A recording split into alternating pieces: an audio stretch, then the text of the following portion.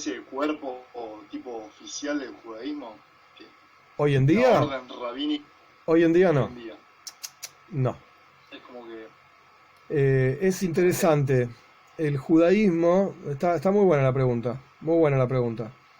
A ver, habíamos estudiado la vez pasada sobre el Beit HaMikdash, sobre el templo, y cómo en el templo había un Sanedrin, una gran corte suprema, algo así, de 71 ancianos que estaban sentados ahí adentro del templo, básicamente, una parte del templo.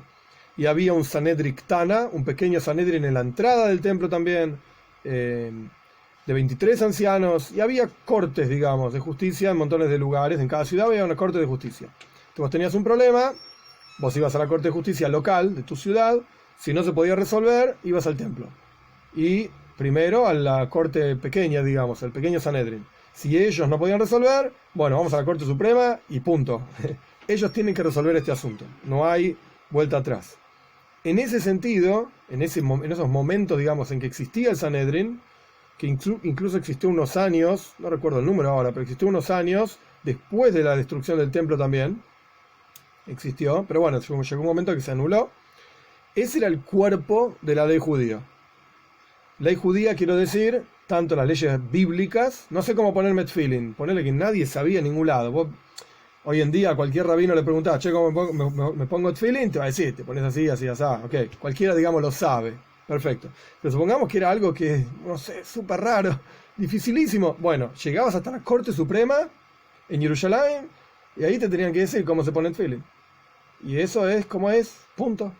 Leyes bíblicas y leyes rabínicas. No sé cómo se prende la vela de Hanukkah. Y ningún rabino que consulté sabe. Está re complicada la cosa. ¿Cómo hago? Bueno, andate a Jerusalén, anda a la Corte Suprema y te van a decir, la vela de Hanukkah se prende así. Listo. Última palabra. Pero cuando ya no está el Sanedrin, ya no hay un cuerpo de ley único, ¿no? Ahora la ley se trasladó a cada comunidad. Ahora explico esto un momento porque también me parece interesante. ¿Qué quiere decir cada comunidad? El judaísmo, a diferencia de otras religiones, por lo menos el cristianismo, hablando de ellos, no sé bien cómo es el budismo, habría que averiguar, yo no lo sé, es súper horizontal, no vertical.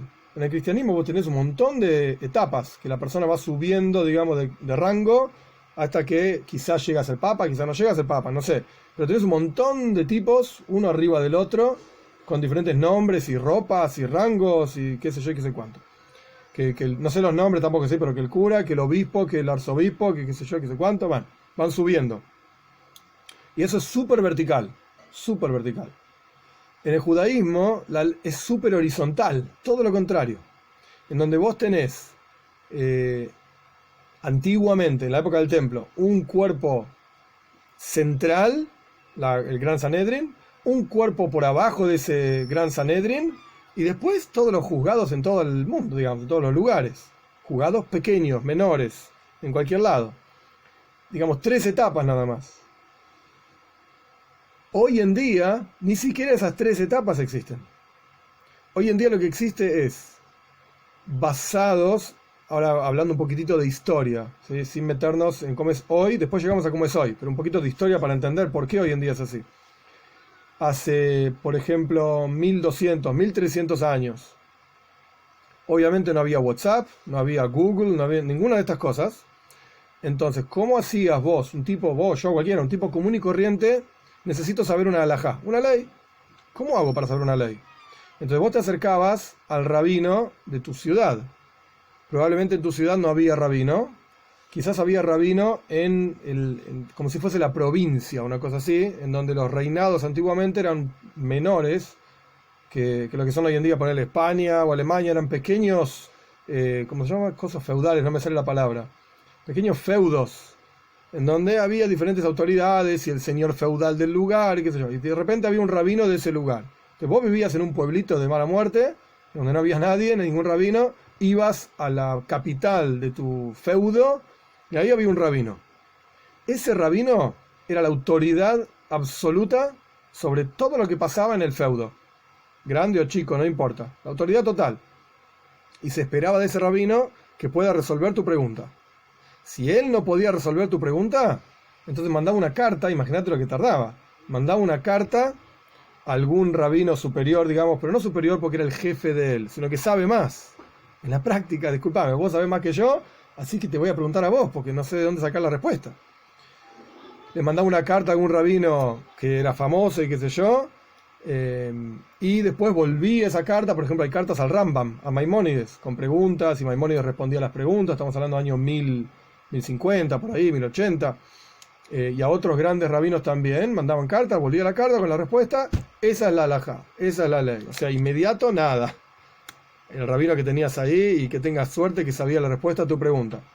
En base a estos grandes personajes, llamándose Rambam, Maimónides, de repente Ramban, Nachmanides unos años después, unos 100 años después, y yendo para atrás, Rabbeinu Gershon Meragoila, un personaje que vivió en Alemania, años 800, 900, Rav Meir de Rothenburg en Alemania también, año 1200 más o menos, 1290 por ahí.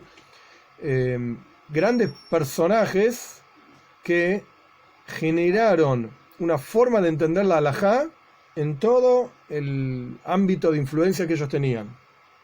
Y eso generó minagim, costumbres. La costumbre ashkenazí, la costumbre sefaradí, la costumbre teimaní, de la gente en Teimán, en Yemen. Esto fue generando diferentes costumbres, que después, con el avance del tiempo, nos empezamos todos a mezclar, porque ahí sí la información empezó a circular mucho más, había más libros, más acceso a información, ahí se empezaron a mezclar y de repente tenés libros del mundo ashkenazí que citan a Maimónides, que es una sefaradí, o al revés también, sefaradim que citan a ashkenazim, y así se empezó a mezclar toda la información, y esto es lo que generó costumbres. Vos tenés la costumbre de Alemania, la costumbre de España, la costumbre en España con la expulsión, digamos que se acabaron las costumbres propias de España, pasaron a ser sefaradim, digamos, en general. Pero sí tenés montones de ashkenazim diferentes, de Francia, del norte de Francia, del sur de Francia, de Alemania, de Inglaterra, de acá, de allá.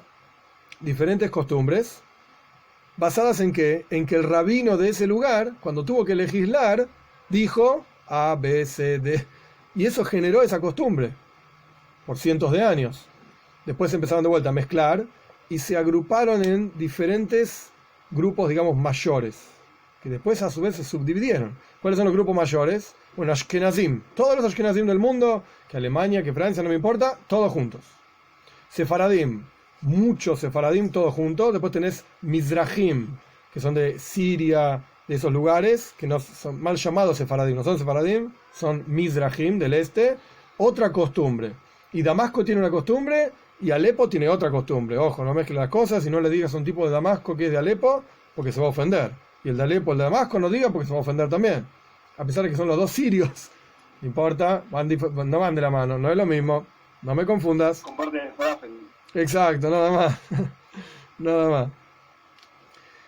Después se agruparon en Hasidim, con sus costumbres, y después empezaron a abrir en diferentes grupos hasídicos, diferentes grupos de Ashkenazim, todo basado en lo que el rebe o el rabino principal de esa comunidad definía. Esa es la costumbre. Hay cosas que son iguales para todos. Todos nos ponemos tefilin. Ok, pero andá, fíjate cómo se pone un sefaradit tefilin y cómo se pone un ashkenazit tefilin. Es diferente. Uno lo ata para un lado, el otro lo ata para otro lado. Uno tiene un nudo, el otro tiene otro nudo. Son diferentes. ¿Por qué? Porque originalmente el rabino que legislaba en esas áreas dijo que se pone así los tefilin. Y bueno, entonces lo ponen de esa manera. Entonces, volviendo a la pregunta original, ¿cómo es la ley hoy en día? Es local, y cuando uno no sabe, vos me preguntás a mí, ponele. Cuando yo no sé, que es común, llamo a otro que sabe más que yo, pero de mi misma comunidad, digamos. Y si ese no sabe, ese va a averiguar. Va a averiguar, y va a preguntar, va a investigar, y qué sé yo, qué sé cuánto. Entonces es muy, muy horizontal, digamos. Muy horizontal. Ahora, dicho todo esto, me parece un punto muy importante. Yo, Tubia, no puedo definir una halajá. No tengo ni el conocimiento, ni el poder, digamos, para definir una halajá. Nadie me va a escuchar. ¿Quién soy yo? De repente sale algo nuevo. Por ejemplo, esto de clonación. Esto es algo relativamente nuevo. No está en el Shulchan Aruch, que fue escrito en el año 1550. Olvídate, ahí no aparece nada de clonación. Entonces, vos me preguntás a mí clonación, yo te voy a decir, pará, yo del tema no sé. Yo tengo que consultar con gente que sabe mucho más que yo, que se dedica específicamente a esas cosas, para que me dé una respuesta. Y cuando ellos me den una respuesta, yo te voy a decir a vos. Yo te puedo decir en general, más o menos el asunto es así, pero si vamos al detalle específico, no way, yo no puedo definir leyes. No tengo la capacidad, no tengo el conocimiento. Y esto pasa como en todas las carreras, todas. Uno tiene que saber cuál es tu límite. Hasta dónde podés llegar. Qué sé yo, si vos recién te recibiste, no sé cualquier cosa, recién te recibiste de arquitecto, no te vas a mandar a hacer un edificio Le Parc en el medio de Palermo de 150 pisos con 300 piletas, uno en cada piso. Bueno, mira, me parece que es muy grande, me parece que no es para mí. Te puedo dar una mano, pero que firme otro. Yo no firmo ni loco. No sé si va bien, si no va bien. No estoy acostumbrado a este tipo de edificios así gigantes. Así que pará, déjame hacer un par de edificios antes y después hacemos ese. Uno tiene que saber cuál es su límite, hasta dónde tiene que llegar, hasta dónde está bien push, digamos, empujar. Y el que no sabe cuál es su límite es un tonto. Y esto está en Pirkei Avot, en la ética de nuestros padres. El que sale corriendo diciendo, no, yo sé cómo es. Esto es así, para ¿quién sabe? ¿Viste? ¿Qué sabe? No sabe nada. No te hagas el piola porque no sabe nada. Uno tiene que saber sus límites. Yo no puedo definir a la Jot. ¿Quién define a la Jot? Grandes rabinos. Que los hay en Yerushalayim, los hay en muchos lugares. Pero esos son los que, dado un caso nuevo, algo raro, como clonación, o como en su momento fue la electricidad, que los rabinos no tenían ni idea de lo que era esto, se puede en Shabbat, no se puede en Shabbat, de qué se trata. Y bueno, dijeron también pavadas, ¿sí? Cosas que estaban mal porque no entendían de qué se trataba esa cosa. Ellos son los que definen a la Jot. Pero, interesante, de vuelta, simplemente para repetir y digamos cerrar la idea, siempre muy horizontal. Muy horizontal.